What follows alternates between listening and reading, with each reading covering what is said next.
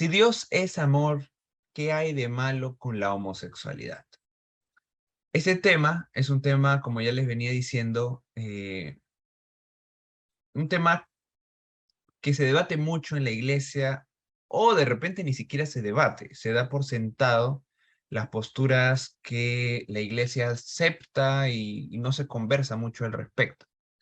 Pero el día de hoy, ya que estamos en un curso apologético, queremos fomentar en todos ustedes el juicio crítico al respecto. Queremos fomentar un corazón evangelístico hacia este tema. Así que empecemos por esto. Si ustedes le fueran a predicar a una de estas tribus que están aquí representadas, ¿qué sería lo primero que ustedes harían? Obviamente, lo primero que nosotros haríamos sería buscar aprender su idioma, aprender qué cosas ellos prefieren hacer en su día a día, qué hábitos tienen, qué palabras clave podemos aprender de ellos para tener un contacto más cercano. Nosotros este ejercicio evangelístico de misionero lo tenemos muy a flor de piel. Es nuestra tradición de nuestras iglesias el siempre ser misioneros hacia personas que se encuentran muy lejos de nuestros países. Pero al día de hoy tenemos que empezar a cambiar de chip.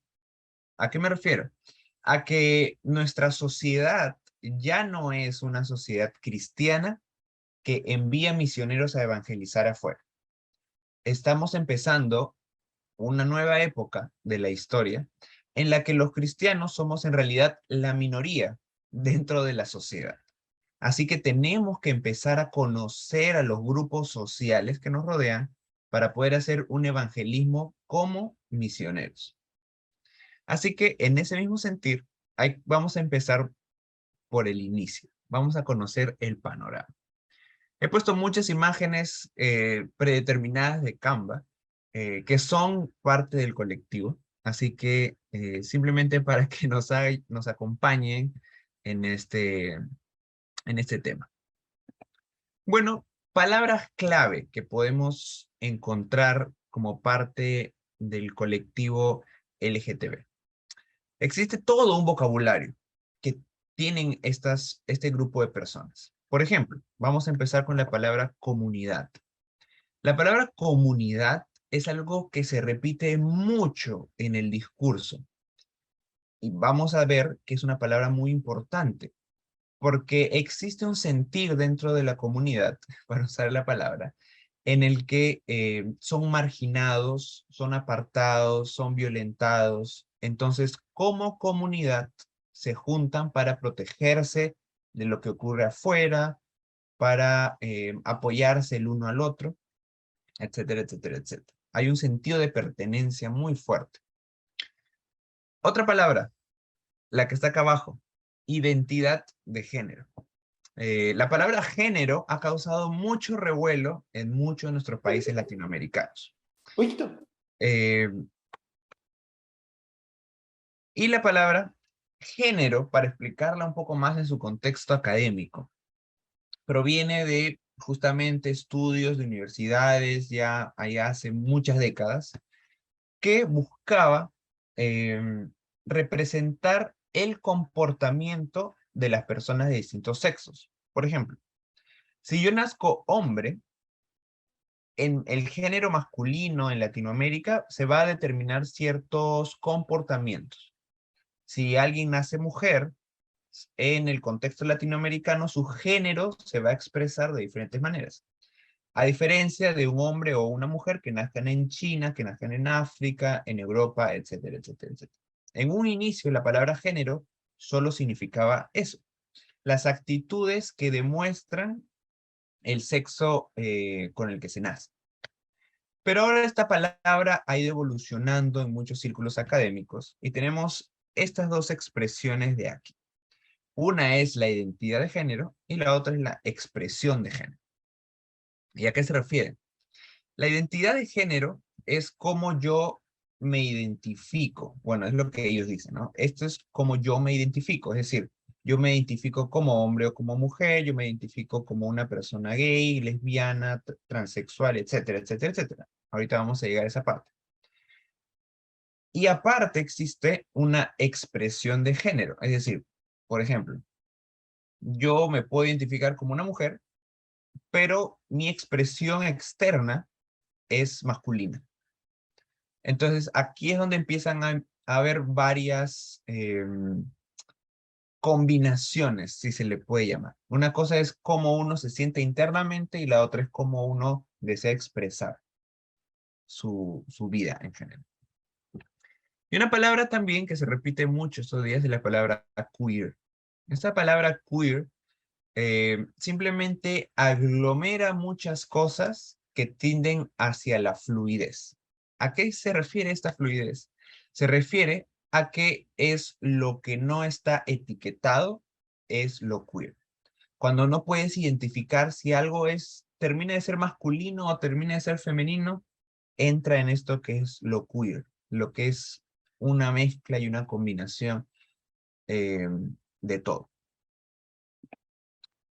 Si vamos a analizar el acróstico, el completo, bueno, esto varía, pero más que este es como que el más completo que hay, es el LGBTIQ+. Eh, Recordemos que estamos ahorita en modo misionero. Es decir, si yo quiero conversar con una persona y que esa persona sepa que yo la valoro como persona, tengo que entender sus palabras, lo que esta persona considera importante, para transmitirle ese sentir de que tú me importas. No es para aprobar necesariamente lo que estamos viendo, pero es para decirle tú me importas como persona. Que al final del día eso es el evangelismo, ¿no? Queremos rescatar personas. El L viene por lesbianas, la G viene por gays, la B por bisexuales, la T por transexuales, la I de intersexuales, la Q de queer, que ya les comenté, y el más es para todo lo que existe en lo fluido, lo que varía y lo que puede venir más adelante. Como ya saben, lesbianas es una persona que se identifica como mujer y se encuentra atraída por otras mujeres.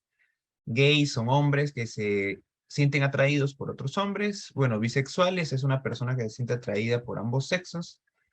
Transexuales es una persona que nace como hombre o mujer, pero siente como una persona del otro sexo. Intersexuales, esto sí es un término muy biológico, es una persona que antes les llamaban hermafroditas, ahora se le conoce como intersexuales, pero eso no tiene mucho que ver con el género que se identifican personalmente. Y bueno, lo queer ya se los expliqué hace un ratito. ¿Qué sentir existe dentro de la comunidad? Esta es una noticia de hoy día, lo he agregado al curso, que por ejemplo, acá se lee en inglés, dice, estudiante transgénero muere en custodia policial. Esta persona es peruana, eh, solo que estaba custodiada en Indonesia, si mal no me equivoco, por la policía, y tras un montón de cosas irregulares en su arresto y en su trato, ha terminado falleciendo, lo cual es trágico. Toda muerte humana es trágica. En Ezequiel, si mal no me equivoco, es donde dice, Dios no se complace de la muerte del impío. Es decir, eso tengámoslo en cuenta como actitud cristiana, ¿no? Porque yo me puse a revisar los comentarios de esta publicación y había gente que decía, me da igual, esto no me importa, y cosas así, bien como que me da igual, ¿no? Lo que está ocurriendo. Y esto simplemente le da más gasolina al fuego del el sentir de esta comunidad que es de somos maltratados y tenemos que cuidarnos entre nosotros. eh, pero también son cosas reales, son cosas que pasan y en nuestros países latinoamericanos con mucha frecuencia. Yo sé que el tema del bullying siempre se presenta de repente hasta golpes y muchos temas que van por esa ruta. Así que hay un sufrimiento que sí es real, hay mucha victimización que no es real, pero sí hay algo que es real. Una vez conversando con uno de nuestros antiguos profesores, nos decía que el diablo es bien astuto. El diablo pone sobre la mesa un tema real de sufrimiento y nos distrae a todos con discusiones que no vienen al caso y el problema real termina quedando en un segundo margen. Así que como cristianos tenemos que enfocarnos en cuál es el problema de fondo. Esta frase que está acá es una frase que la dice un personaje que es gay en un corto que vi hace varios meses, que él estaba reflexionando acerca de por qué eh, la comunidad gay es muy unida. Y decía, dijo esta frase: nos une mucho más nuestra manera de sufrir que nuestra manera de amar. Y me dejó reflexionando acerca de ese sentir que se encuentra dentro de esta comunidad, que es que muchas veces, más que tener un proyecto en conjunto, es tener un pasado en común, un pasado de sufrimiento, de dolor, de incomprensión por parte de los que le rodean e incluso de ellos mismos. Ahora, tampoco es que los cristianos o conservadores sean los malos de la película. Vamos a ver que hay mucho engaño del enemigo en esta misma comunidad. Esta es una frase que la escribió el profesor Carl Trueman. Él es un historiador que ahorita se encuentra enseñando, si mal no me equivoco, en la Universidad de Cambridge o Harvard. O sea, está en una muy buena universidad, ese es el punto. Y dice lo siguiente. Dice, la ideología del consumismo avanzado. Él lo pone esto como que el telón verdadero detrás. Dice, se puede creer cualquier cosa siempre que dicha acción pueda comercializarse con éxito para mejorar el sueño consumista americano. Pensemos, por ejemplo, en la reciente aparición de fenómenos como el turismo gay y los canales de televisión gay. ¿Sucederían estas cosas si no se presentaran oportunidades para ganar dinero? ¿Qué es lo que está diciéndonos acá el profesor Carl Trueman? Lo que nos está diciendo es que este fenómeno que vemos, que avanza por todo Internet, que avanza en Netflix, en la televisión, en un montón de cosas, se está viendo fomentado por el consumismo que se encuentra detrás. Es decir, el consumismo viene a ser el motor para que esto avance. Es decir, no es simplemente un deseo genuino por la gente del mundo de preocuparse por los más débiles o las personas que son abusadas, sino porque si es que fuese ese el motivo, veríamos muchas más causas sociales súper representadas en el mundo. Por ejemplo, la trata de personas, por ejemplo, las comunidades indígenas de los países, etcétera, etcétera, etcétera. Pero en el caso de esta comunidad, eh, el fenómeno es mucho mayor, es mucho más consumista. Y como todo mercado, esto se lo digo yo como administrador de empresas, busca crecer. Es decir, busca hacerse publicidad, convencer a más gente y de esa manera vender más y ganar más dinero. Entonces, cuando ustedes por ahí vean una marca que sí dice que apoya a esta comunidad, por lo general está simplemente buscando ganar más dinero. No es un me importa real. E incluso hay problemas internos dentro de esta comunidad. El movimiento, para hacer un análisis histórico, inició como una L y una G, nada más. El movimiento de lesbianas y de gays, por allá por los años 90 o 70, fueron movilizándose para hacerse más visibles y ambos movimientos unieron fuerzas para poder tener más presencia en la sociedad. Por ejemplo, pero también existen otros problemas como por ejemplo la Q. El tema de la Q como queer, y esto lo comenta Carl Trueman también, eh, empieza a decir, ok, lo fluido, lo que es, lo que no sabe si es masculino o femenino es lo que sería mejor. Pero esto atenta contra los gays y las lesbianas en el sentido de que su meta inicial era decir que si un hombre quiere estar con un hombre, eso está bien, pero al introducir la Q, hace que ellos queden de alguna manera como muy limitados en su manera de pensar. ¿Por qué? Porque atenta contra el mismo hecho de ser hombre o ser mujer. Porque la teoría queer niega que exista lo masculino o lo femenino. Son simplemente construcciones. Por lo tanto, al tener esta teoría sobre la mesa, pierde sentido el hecho de que un hombre se identifique como hombre y le gusten otros hombres cuando no existen ni los hombres ni las mujeres.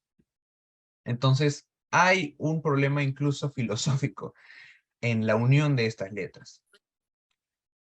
También, no sé si es que estos muchos lo saben, pero el tema con la subcomunidad de bisexuales sufre mucha discriminación por parte de la L y la G, en el sentido de que los llaman los no comprometidos, los que tienen miedo de aceptarse como gays o como lesbianas y simplemente dicen que están cómodos con ambas sexualidades. Y por otro lado, tenemos grupos feministas que consideran que el movimiento transexual es un movimiento que atenta contra la esencia femenina. Eh, yo creo que uno de los ejemplos más famosos es el de la autora de los libros de Harry Potter. Ella es súper famosa, súper querida por mucha gente, pero un día dijo, o sea, las mujeres son mujeres y no podemos hacer nada más, refiriéndose a que la comunidad transexual no puede alcanzar la, el nivel de mujer, por así decirlo. Entonces, vemos que hay muchos problemas internos dentro de la comunidad.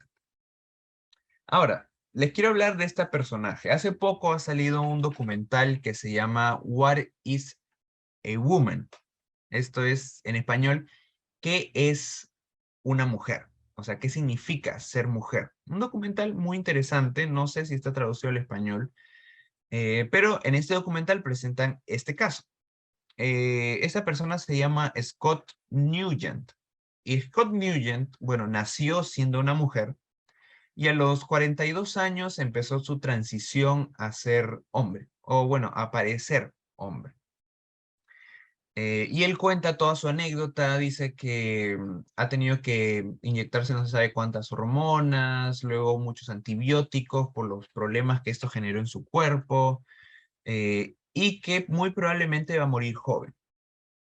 Entonces, esta persona lo que dice es, ahora mucha gente está diciéndole a muchas niñas, básicamente, si tú te vuelves hombre, tus problemas se van a solucionar porque seguro tú eres trans. Eh, pero lo que no saben es que le terminan arruinando la vida a muchas niñas con este tema. Y bueno, él con su fundación busca persuadir de que esto no es el camino. Hay muchas razones por las cuales se pueden explicar determinados comportamientos. Han habido casos ya actualmente en Inglaterra que hijos denuncian a sus padres por haberles permitido eh, hacer estos experimentos, yo los llamaría de transición. ¿Por qué? Porque eh, en el juzgado determinaron de que los niños no eran responsables legales por su salud y los padres debieron velar por la salud de estos niños. Eh, y esto me lleva a la siguiente diapositiva. Este es un dato que incluso puede servir como un dato pastoral para los que sean líderes de jóvenes. Este es un estudio realizado por Lisa Diamond. Ella es una psicóloga, profesora de psicología de la Universidad de Utah. Y en un estudio muy amplio, ella determinó que cerca del 10% de hombres han experimentado algún tipo de atracción hacia el mismo sexo. Y la gran mayoría de este porcentaje no se identificaba a sí mismos como homosexuales. ¿Esto qué quiere decir? Esto quiere decir que hay muchas personas, incluso dentro de las iglesias, que pasan por este tipo de experiencias, valga la redundancia, eh, y no saben cómo responder ante ello. Y ante esto tenemos a un mundo muy agresivo diciéndole, si tú determinas o te das cuenta o sientes en un momento que estás siendo atraído por alguien de tu mismo sexo, entonces tú eres y te ponen cualquier etiqueta. Eh, Esto de poner etiquetas lo hacemos incluso a nivel social, digamos, a nivel latinoamericano, en nuestros países. No sé si es que ustedes han escuchado preguntas como, ¿eres o no eres? ¿No? Como si buscara determinar la esencia de esa persona determinada por su sexualidad o por sus atracciones, ni siquiera por su sexualidad. Y bueno, lo que concluye este estudio es que las atracciones pueden variar con el tiempo y no son algo que definen a una persona. Eh, entonces esto tenemos que tenerlo presente. Ahora, para llegar al tema de la respuesta que queremos dar, este es el round 3, que es la naturaleza de Dios. El pastor Kevin DeYoung, en un libro que se llama, bueno, acá lo tengo, ¿qué dice la Biblia exactamente sobre la sexualidad? Es un libro pequeño, interesante. Lo que él dice es que antes de iniciar, dice, por si acaso, el tema central de la Biblia no es la homosexualidad. El tema central de la Biblia es el plan de salvación de Dios para la humanidad. Lamentablemente, los cristianos nos hemos ganado la fama en la sociedad no cristiana que estamos obsesionados con este tema por diversas manifestaciones o cosas que se perciben socialmente. Sin embargo, tenemos que nosotros recalcar que la Biblia no se trata de la ley primordialmente, la Biblia se trata del Evangelio, el plan de Dios de salvación. Y este plan de salvación no empieza en el aire, sino que empieza en Dios mismo. Creo que es John Piper quien dice la frase, Dios es el Evangelio. Es decir, Dios de Él emana la buena noticia que ha llegado hacia nosotros. Y bueno, este es un tema, un término teológico que lo vemos en el curso de teología, que es la simplicidad de Dios. Esto no quiere decir que Dios sea simple como que sencillo, sino que no está compuesto de partes, sino que Dios es todos sus atributos. ¿Y a qué me refiero? Cuando Juan dice Dios es amor, está diciendo que todo Dios es amor. Su esencia es el amor. Él no puede contradecirse a sí mismo. Asimismo, la bondad de Dios no es algo que está fuera de Dios, sino que Dios mismo es esa bondad. La justicia de Dios no es algo como que está fuera de Dios, sino que Él es justo, Él es santo, Él es sabio, Él es eterno. Y acá les he puesto una frase muy cortita, que es su amor es santo, su bondad es justa, su justicia es sabia, su misericordia no tiene fin. Se mezcla ahí con la eternidad. Entonces, teniendo estas cosas en mente, tenemos que saber que las cosas que Dios ha enviado a través de su palabra son santas, sí, pero también son buenas, son hechas en amor, han sido establecidas en su sabiduría y en su misericordia. Y en su misericordia y sabiduría, Él nos ha provisto del Evangelio. Es decir, no nos ha dejado simplemente una tabla de la ley diciéndonos ustedes tienen que cumplir esta ley, sino que nos ha dado un camino de salvación para que podamos ir hacia Él. Entonces, sabiendo esto, ¿qué dice la Biblia? Bueno, pues la Biblia tiene dos partes, Antiguo Testamento y Nuevo Testamento. Si vamos al Antiguo Testamento, vamos a encontrar directamente en Génesis 1 y 2 el tema de Adán y Eva. Dios creó a Adán y Eva y los creó para que el diseño de la familia pues sea conformado por un hombre y una mujer para su reproducción. Esto lo vemos respaldado por las mismísimas palabras de Jesús en Mateo 19, del 4 al 6 y otros versículos más, en las que Jesús reafirma el matrimonio de una persona, de un hombre y una mujer. En el Antiguo Testamento también tenemos el tema de Sodoma y Gomorra. Aquí con Sodoma y Gomorra, pues lo que tenemos es que fueron destruidas por su perversión. Y una de las perversiones que mostraban eran pasiones desordenadas de hombres con hombres. Al costado de muchos otros pecados que menciona Ezequiel, pero este era uno de los principales. También tenemos en Levítico 18, 22, 20 y 13, que llaman a este pecado abominación.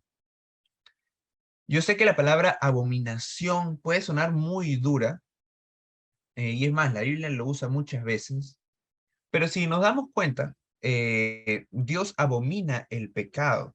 Y si nos centramos en Proverbios, ahí nos dice que Dios abomina 6 cosas y hasta 7, si mal no me equivoco, estoy parafraseando un poco, y en todas estas no hay pecados sexuales, hay muchos pecados de asesinatos y de soberbia.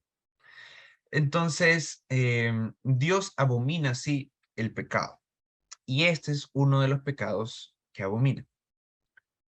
Pero ahorita voy a hacer más preciso en qué se refiere este pecado, porque podemos entenderlo de diferentes maneras.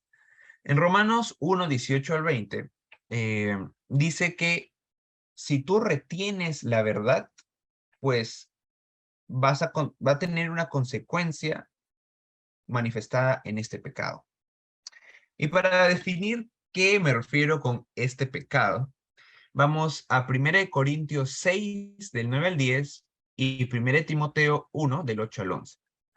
Acá lo que vemos es una lista de Pablo de las personas que practican cierta clase de pecados, no podrán entrar al reino de los cielos. Entonces, uno de estos pecados es la palabra griega malakoi. Acá le he puesto el griego y acá está como suena. Y la otra palabra es eh, sersenokoitai. Acá nos vamos a poner técnicos porque queremos saber qué es lo que Dios ha dicho. Normalmente en nuestras Biblias, Reina Valera del 60, los traducen uno como afeminado y el otro como homosexual. Ahora, estas palabras, afeminado y homosexual, quedan muy, muy en el aire. Es decir, ¿qué es el pecado exactamente? El que alguien sea homosexual es un pecado, hablando en términos culturales. Eh, o ser afeminado. ¿Qué es ser afeminado? Usar falda, Jesús usó túnica, ¿qué cosa vale como afeminado? Eh, si nos detenemos en estas palabras, vamos a ver que el pecado que describen es el acto sexual en sí mismo, tanto aquel que cumple el rol activo como el rol pasivo en la relación sexual. Esas son esas dos palabras, malakoi y arsenokoitai.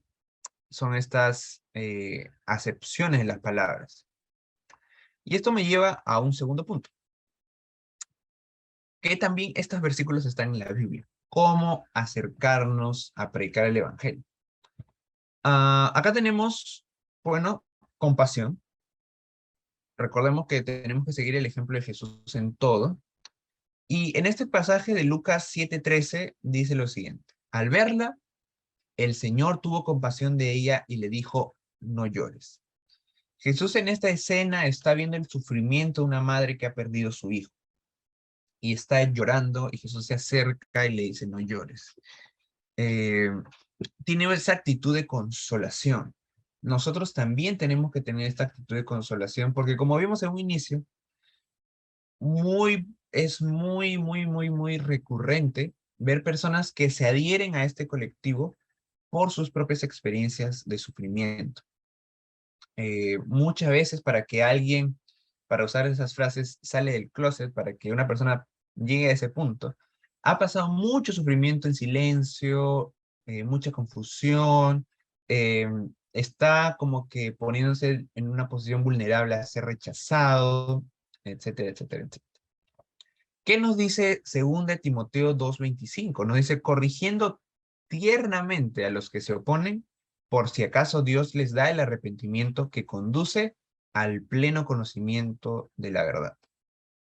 Acá, yo no sé si ustedes, pero yo no puedo eh, mencionar algunos cuantos comentarios que leo por redes sociales y llamarlas correcciones tiernas. Dios quiera que nos dé esa habilidad de corregir tiernamente. Es un mandato y lo tenemos aquí.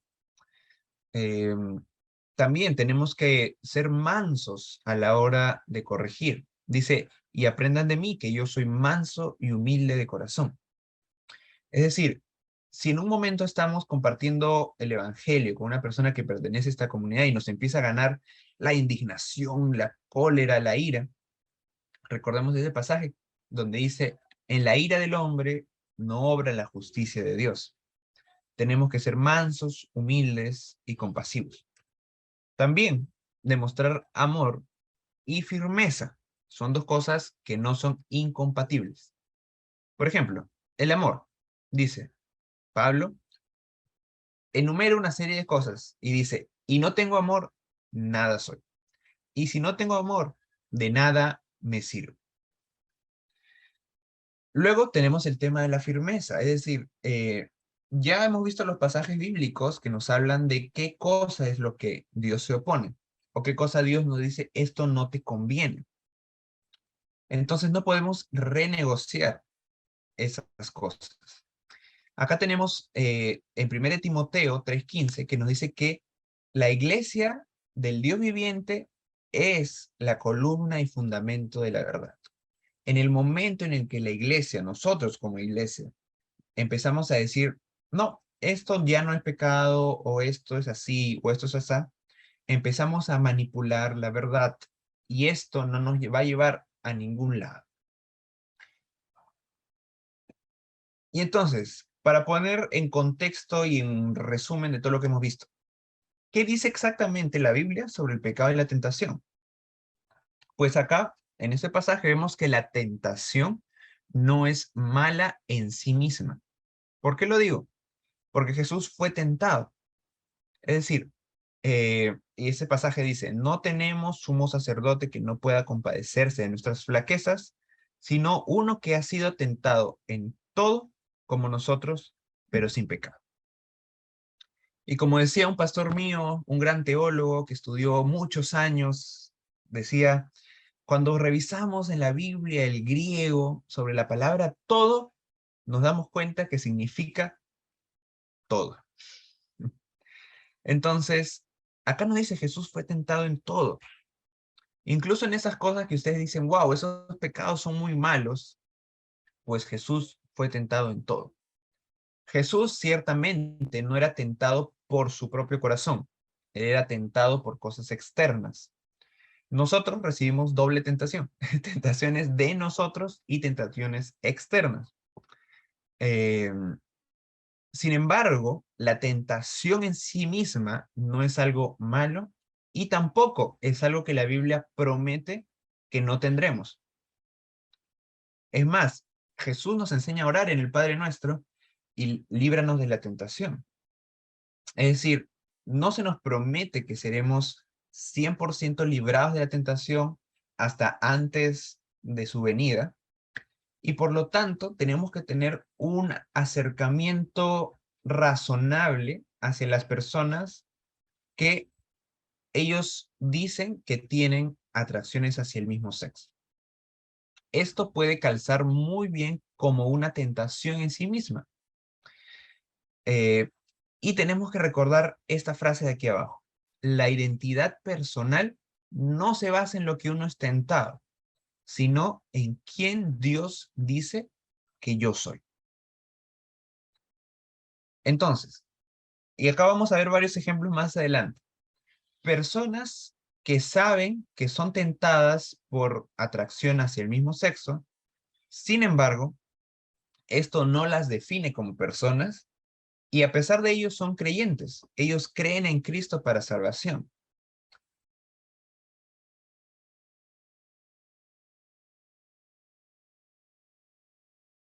Y ahora, regresemos al chip misionero. Vamos a ver unos cuantos consejos prácticos de cómo aproximarnos a esta comunidad. Primero, consejos de cómo guiar una conversación. Estos consejos vienen del libro Tácticas del profesor Gregory Cole y dice lo siguiente. Primero, sé honesto con tus dudas. Es decir, yo estoy evangelizando a una persona y entonces esta persona, yo no la conozco. Puede tener pegada una bandera del arco iris en el pecho, pero yo no la conozco.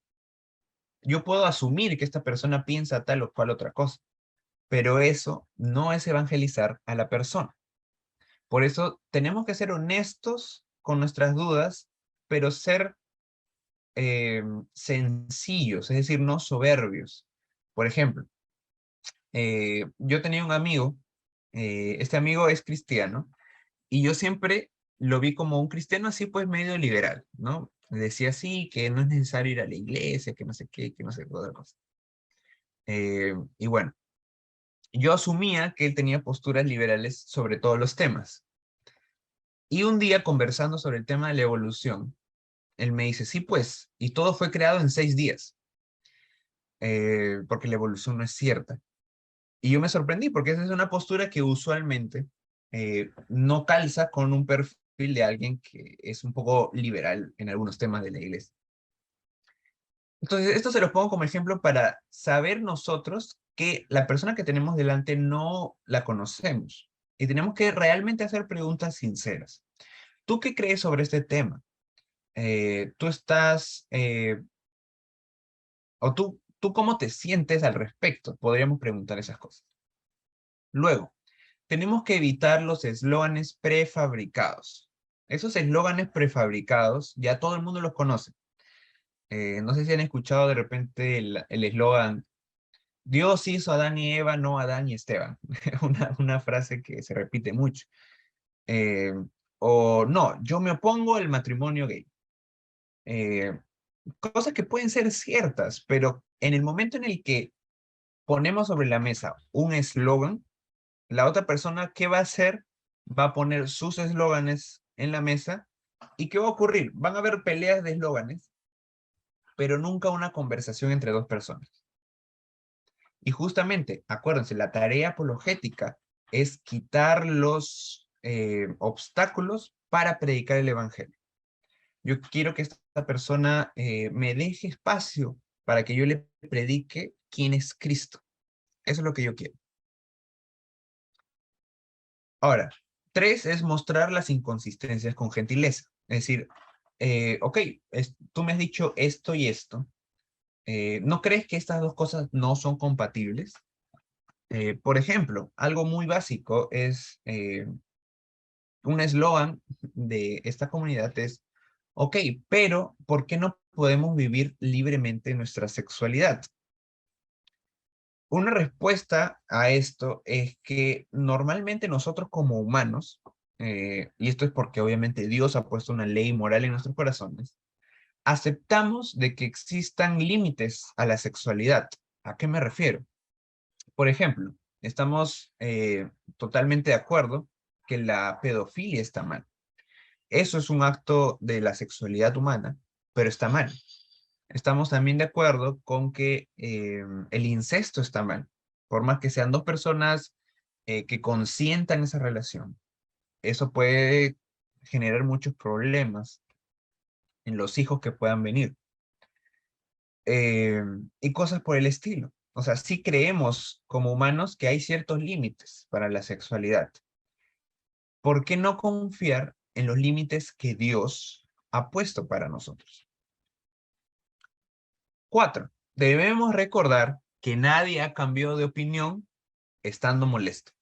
Es decir, cuando la otra persona se empieza a exasperar, obviamente yo estoy asumiendo que nosotros como cristianos tenemos dominio propio y no nos hemos exasperado. Pero cuando la otra persona se empieza a molestar, es importante retroceder un poco, calmar las aguas. eh, Como dice el proverbio, la respuesta mansa o la respuesta calma aplaca la ira, porque nadie nunca ha cambiado de opinión estando molesto. Por lo general, cuando alguien está molesto es porque ya se puso a la defensiva. Y punto número 5, lo que nos dice el profesor Gregory Kohlk es dejar piedras en el zapato. Quizás no todas las conversaciones van a llevarnos hasta un punto en el que podamos predicar el evangelio, pero podemos dejarles piedras en el zapato.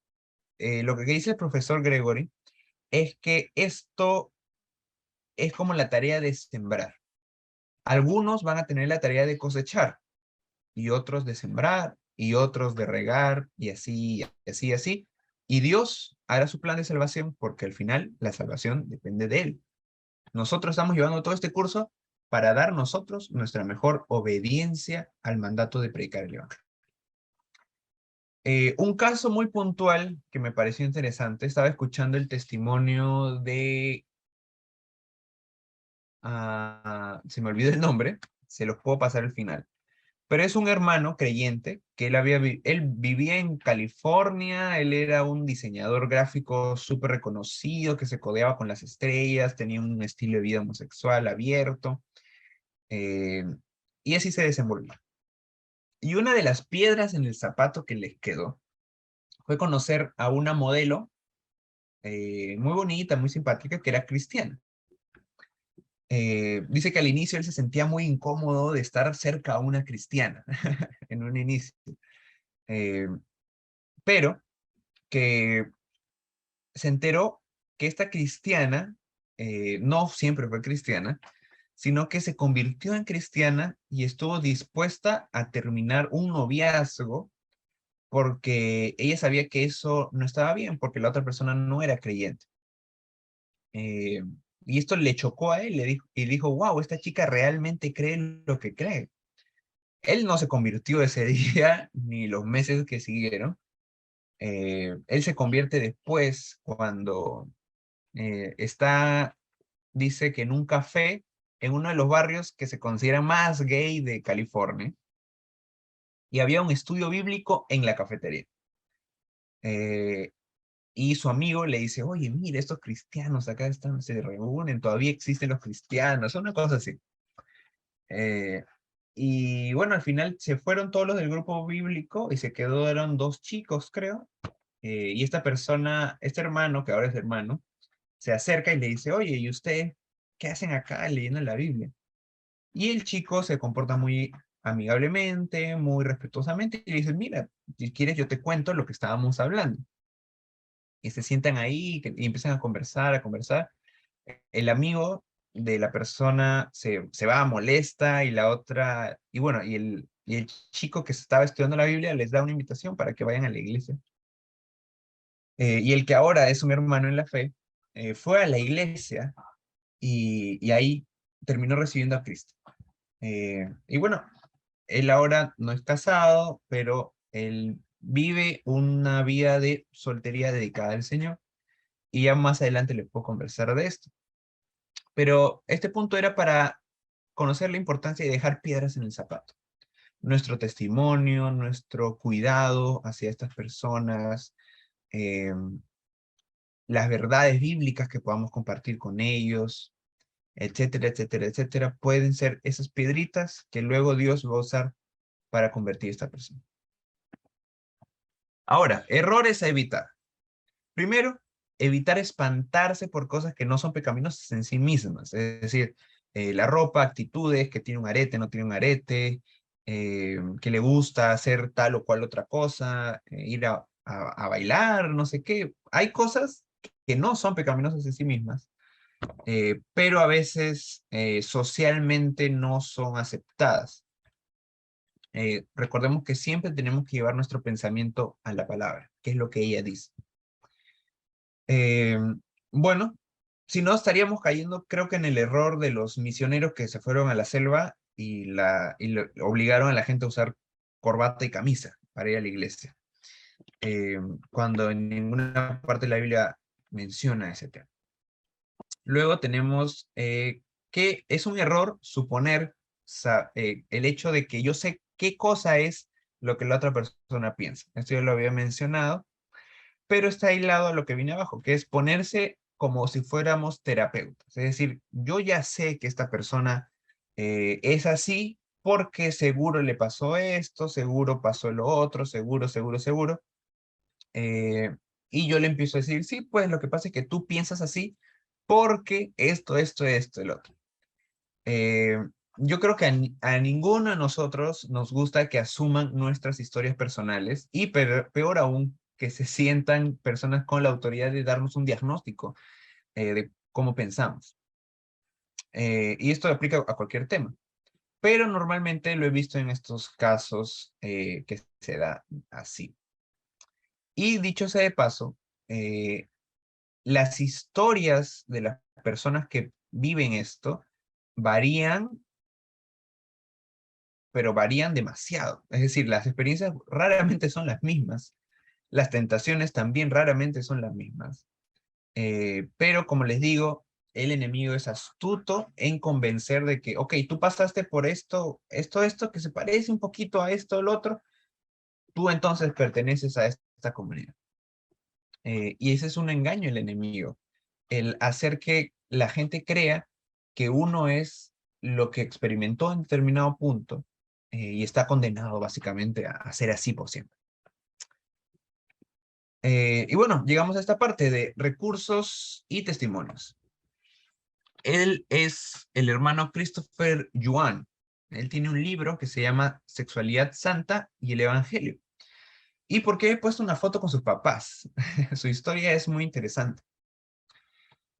Sus padres no eran creyentes, eran inmigrantes de Asia en Estados Unidos, y Christopher Yuan, pues él en un punto sale del closet, para usar las palabras que se usan, ante sus padres, y sus padres, bueno, le dicen ya qué se va a hacer, y bueno, él se va a la universidad, vive una vida desenfrenada, drogas, etcétera, sí, y está estudiando para ser médico, si mal no me equivoco. Eh, Luego sus padres se convierten al evangelio y él, una de sus piedras en el zapato, fue que sus padres al convertirse al evangelio se empezaron a preocupar más por él. Y él lo vio esto como algo raro. Él dijo, qué raro. Yo creí que al ser cristianos me iban a rechazar más todavía. Pero fue al revés. Ellos se convirtieron y me empezaron a cuidar más. Y él rechazaba la fe cristiana, rechazaba todo, sus papás les regalaban una Biblia, él lo botaba en la basura. Y su madre organizó un grupo de oración en su iglesia, tenían un montón de gente orando por la conversión de Cristo. Y su madre oraba, hacía ayunos, creo que no me acuerdo la cantidad de años exacto, pero 13 años, más de 10 años era lo que esta madre estuvo orando por su hijo, para que su hijo se convierta. Eh, Él tiene este libro en español, yo sé que está disponible en Lima, no sé en los otros países, pero lo pueden conseguir también, bueno, en audiolibros en inglés lo he visto. No sé si estará en español. Pero bueno, este es el testimonio de Christopher Yuan. Eh, no se los voy a contar, pero pasó hasta por la cárcel, le dio sida, cosas así. Pero Dios lo salvó. Tenemos el testimonio de Rosaria Butterfield. Acá Almendra me pasó un link donde hay una serie de podcasts donde ella habla sobre este tema. Ella, ella no solamente era lesbiana, ella era una activista lesbiana, profesora de universidad, así dispuesta a atacar a todo lo que ven. ¿Cómo es su testimonio de conversión? Es muy interesante. Ella estaba conviviendo con su pareja y sus vecinos eran unos pastores. Y ella, como era profesora de literatura, decide empezar a estudiar la Biblia como un libro literario.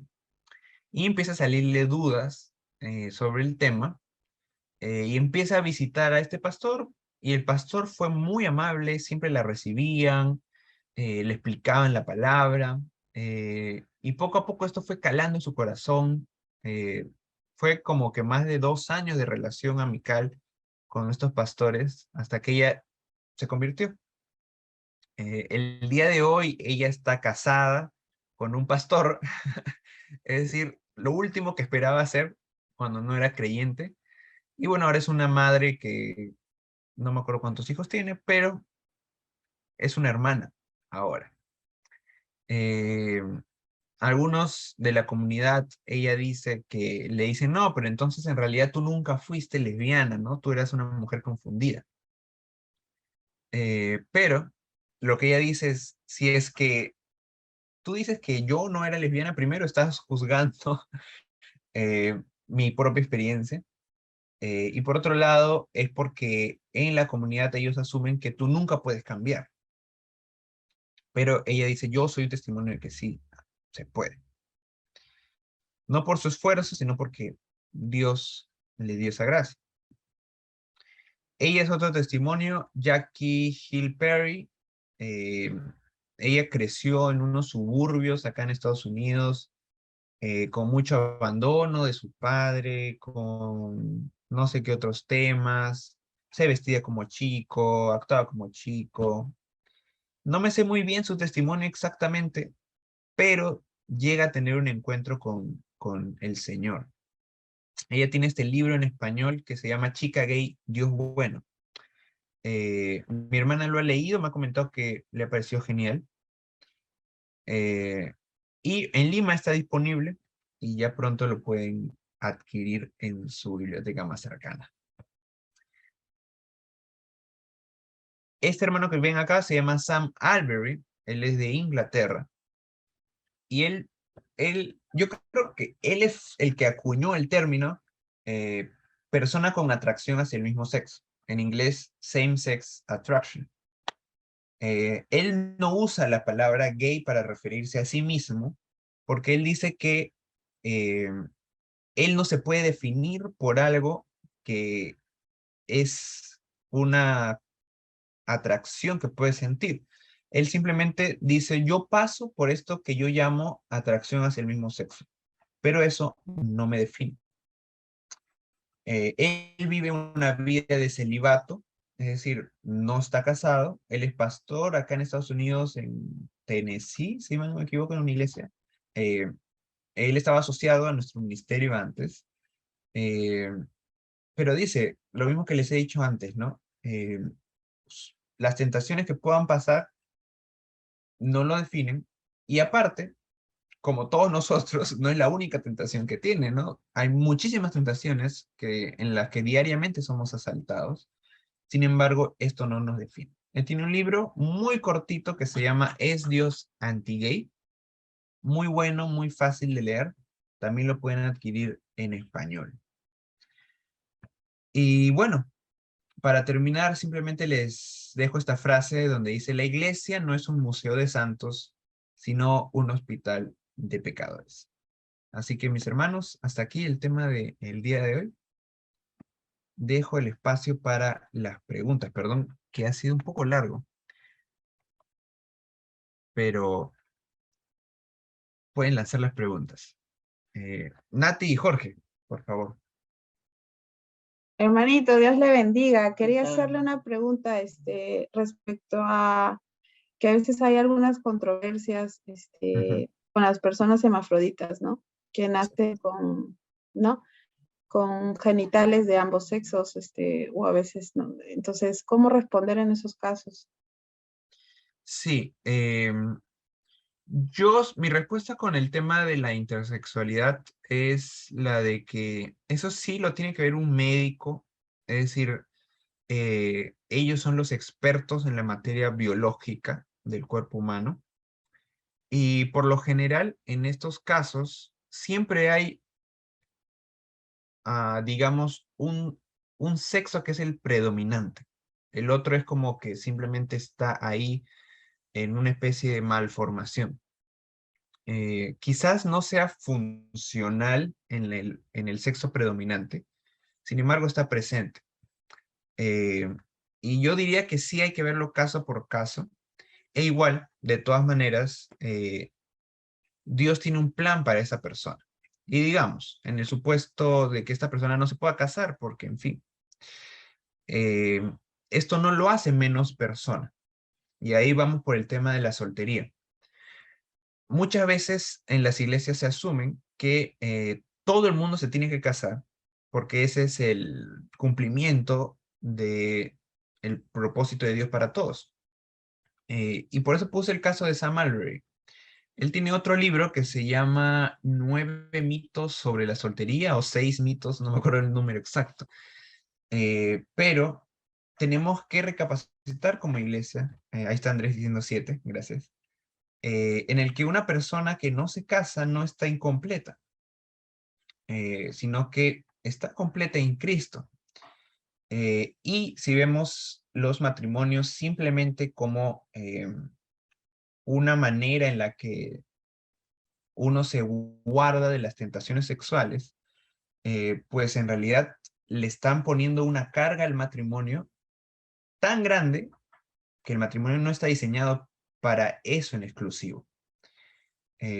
Si no, jamás veríamos casos de adulterio, ¿no? Entonces,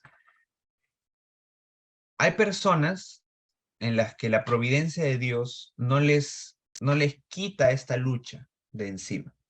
Es algo con lo que están constantemente.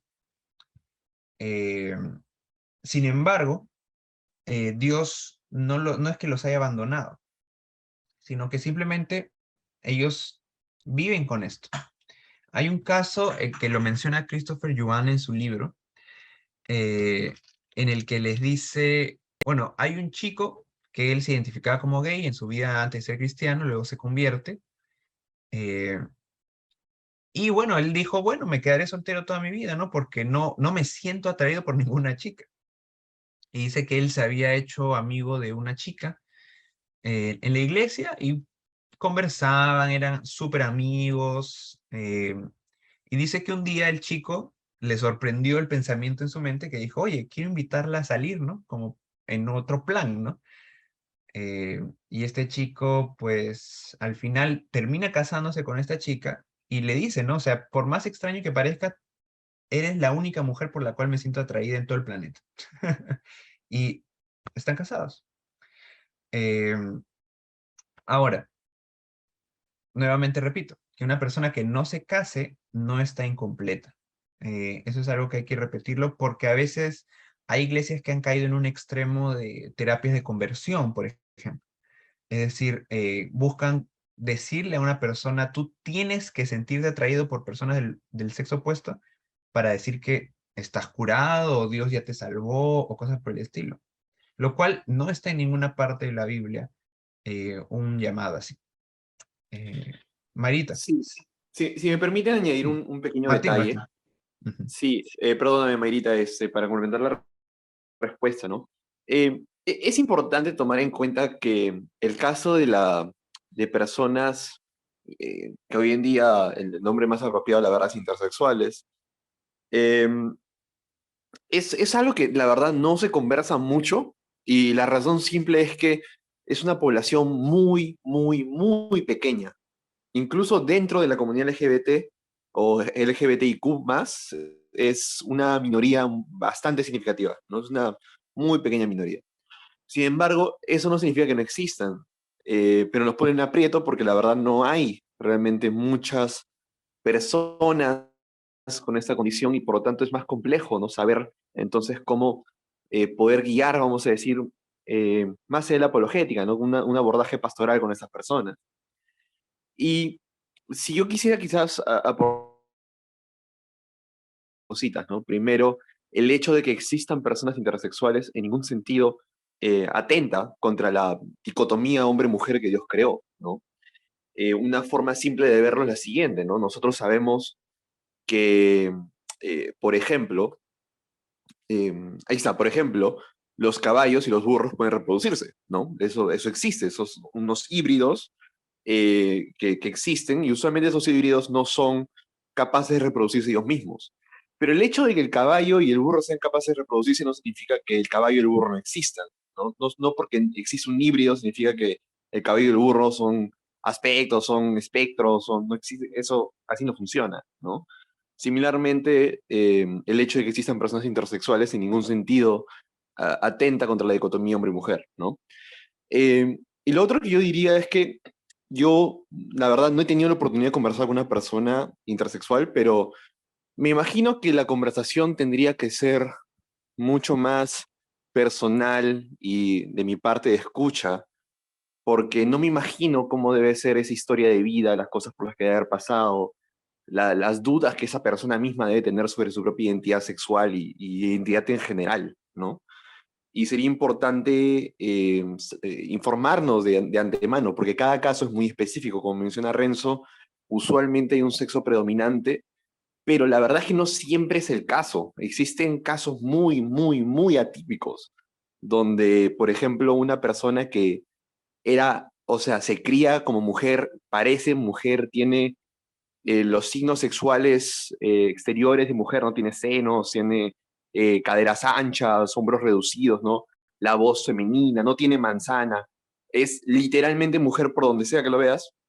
Y de repente sucede que se encuentra que genéticamente es mayoritariamente hombre, ¿no?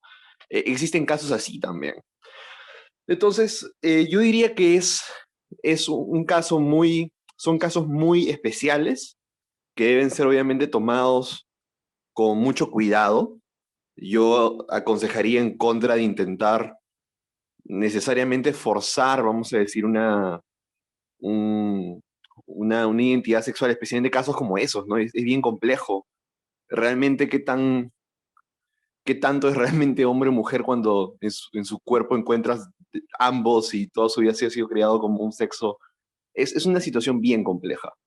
Y yo creo que merita mucha oración, mucha escucha, mucha oración, mucha consejería, acompañamiento y sobre todo intentar orientar a la persona a buscar vivir en santidad y ver qué es lo que el Señor le dice, ¿no? Acerca de cómo lidiar con esta situación que obviamente yo creo, producto de la caída, ¿no? Es esas enfermedades y temas que vamos a tener en nuestro cuerpo y vamos a tener que lidiar en esta tierra, ¿no?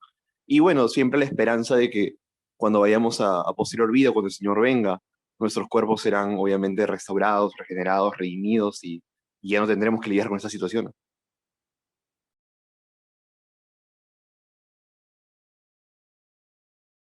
Tal cual. Gracias, Martín. Mayra, creo que tenías una pregunta. Era un comentario, estoy haciendo justamente gimnasio, me escuché un montón de ruido, pero de repente después del siguiente participante. Ok.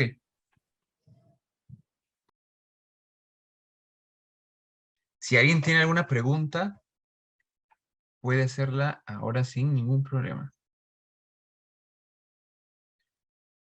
Acá vi una pregunta que le había escrito José Carlos, que era, ¿caer en la tentación sería lo malo? Sí, básicamente esa es el pecado, ¿no? Santiago nos delimita muy bien la ruta. Dice que de nuestra propia concupiscencia uno es tentado y cuando la tentación ha concebido, da a luz, no, el pecado ha concebido da luz a la muerte. Estoy parafraseando, pero hay una diferencia entre lo que es la tentación y lo que es el pecado. Eh, y bueno, si bien hay una ruta, hay una línea delgada por lo que Jesús nos enseña. Jesús dice, si tú has codiciado a una mujer en tu corazón, ya has adulterado. Eh, lo que yo pienso es que me baso en la sabiduría de una frase de Martín Lutero, que decía, tú no puedes evitar que los pájaros vuelen encima de tu cabeza, pero puedes evitar que hagan un nido. ¿A qué se refería? Básicamente a que uno sabe cuando aparece una tentación y uno tiene esos segundos de decisión entre seguir esa tentación y no seguirla. Porque la mente es muy sutil. Eh, pero básicamente eso es todo el tema, ¿no? Eh, caer en la tentación, ese es el pecado. Y como cristianos estamos llamados a vivir para el Señor. Y hay que recordar acá siempre el tema de la gracia, ¿no? No es que yo me porto de determinada manera para que Dios me acepte, sino que como Dios me acepta, yo en amor respondo en obediencia. En el momento en el que nos confundimos y empezamos a decir, yo tengo que ser así, asa, cumplir tal o cual otro mandamiento para que Dios me acepte, es donde empezamos a caer en la ley, en la maldición de la ley. Y Dios nos ha hecho libres de la maldición de la ley, porque ya no está para condenación. La ley nos es muy útil como guía para seguir en el camino, para saber qué es lo que a Dios le agrada. Pero estamos en la gracia, en ese camino de perseverar hacia adelante. No sé, chicos, ¿alguno tiene alguna otra pregunta? José Carlos, ¿te respondí bien? Yo les comento algo justo hacia donde tú vas, Renzo. Es que justo, bueno, yo estuve estudiando un poco de eso porque conocí dos amigos que son muy buenos míos en Chile y uno de ellos, bueno, me contó un montón de cosas que él había vivido y en realidad a partir de eso yo me sentí como emocionada porque obviamente son chicos normales, común y corriente, ¿no? Y a veces como que la iglesia tiene la tendencia a, como dices tú, o sea, ser súper legalista y quiere cambiarlos. Entonces comencé a orar con sabiduría porque sé que los voy a volver a ver y además que ellos saben que yo soy cristiana y todo, porque mi madre les ha contado y bueno, una historia larga. Y la cosa es que encontré dentro de todo esto un testimonio increíble sobre un hombre que Dios lo transformó, que se llama Carlos Catari. Y Carlos Catari tenía una vida. Sí, he escuchado de Carlos Catarí. Su historia es interesante. Creo que ha escrito un libro. Sí. Está casado. Y